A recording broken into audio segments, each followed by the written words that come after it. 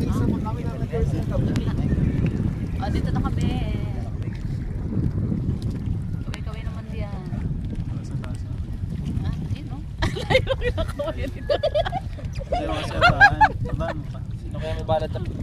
Hindi maganda nga yun. Kita tayo lahat. Nag-stack up pa yung... Nagana pa yung dalawang makina nito.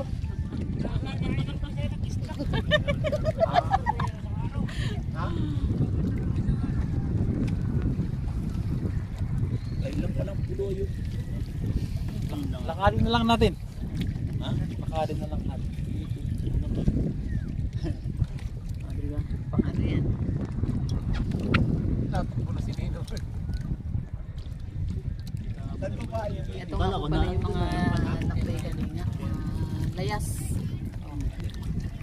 Nagsawa sa kalsada. Ito naman tayo sa Sa karagatan. tubig naman tayo. Eh, gigit ang pinupuntahan ng Gitin Lakatin, pupunta sa tubig. Hindi ka tuloy makalakad. Hindi ka tuloy makalakad.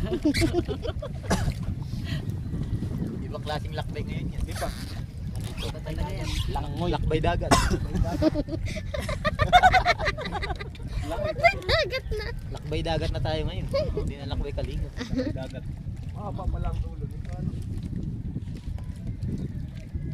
Napaagap ang summer natin, no? Tapos yung summer na summer. Ganda ng hangin doon.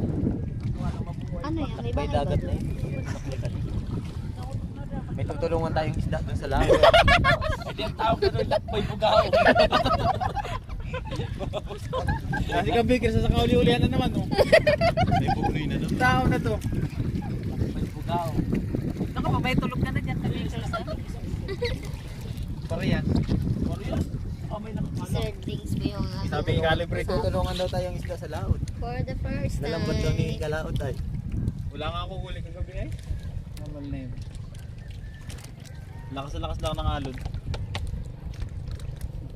Siguro yung isda pag maalon, ano din. Hindi rin nalabas ang kanilang bahay. Nahihilo yun? Siguro. Nahihilo. Ako dumahin na inuman.